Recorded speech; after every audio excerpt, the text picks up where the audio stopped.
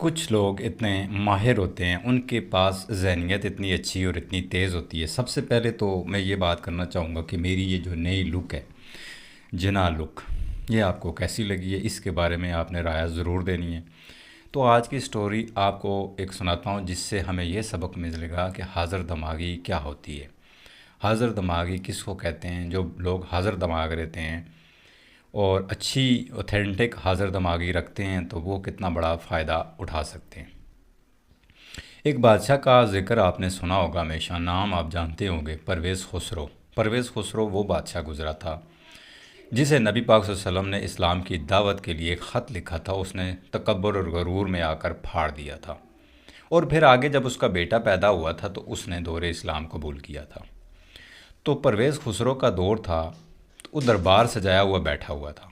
तो उसके दरबार में एक मछेरा मछली लेकर बेचने आ गया। अब परवेज़ खुसरो ने वो मछली देखी तो उसको वो बड़ी पसंद आई, बड़ी खूबसूरत लगी। तो उसने पूछा, मछेरे ये कितने की? उसने कहा, बादशाह सलामत, आप अपनी मेयार के मुताबिक, अपनी औकात के मुताबिक इसका रेट लगा दें। अब सबसे पहला उसका हाज़िर दिमागी ये थी, उसने अपना कोई रेट नहीं बताया। तो परवेज़ खुसरो ने 4000 दिनार उस मछली की कीमत लगाई। अब 4000 दिनार जो आज के दौर की अगर हम अकाउंटिंग करें तो तकरीबन 40 करोड़ रुपया बनता है। तो उसकी जो बेगम थी शिरी, उसने कहा, पागल हो गए हो, एक 2-4 रुपए की मछली की कीमत तुमने 4000 दिनार लगा दिए।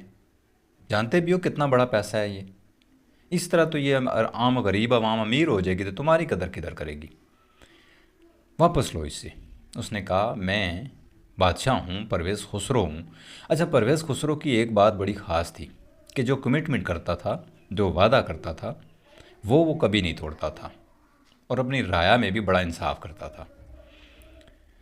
वो मुसलमान नहीं था, गरूर और तकब्बर वाला था, लेकिन उसकी कुछ अदाएँ ऐसी थीं कि जो बड़ी बेहतरीन थी और बड़ी सही थी, जिस वजह से वो बादशाहत पे कायम था।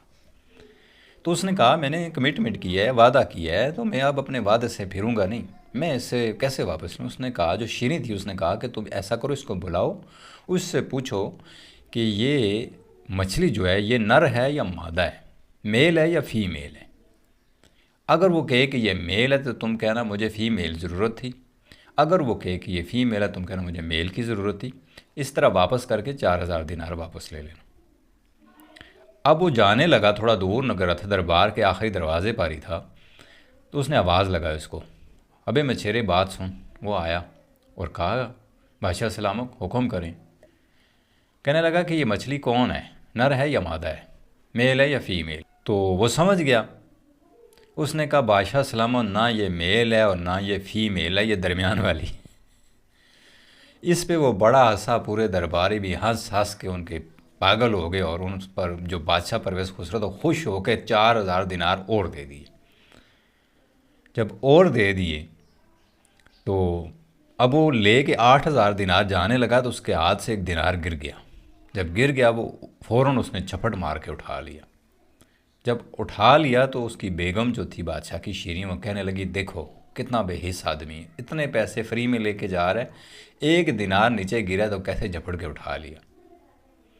बादशाह परवेज़ खुसरो ने उसको बुलाया और कहा कि ये एक दिनार के लिए तुमने इतनी झपट मारी है, क्यों, क्या फ़र्क पड़ना था, कौन सा तुमने मेहनत करके कमाया, तुम्हें तो ये वैसे ही मिल दे दिए मैंने।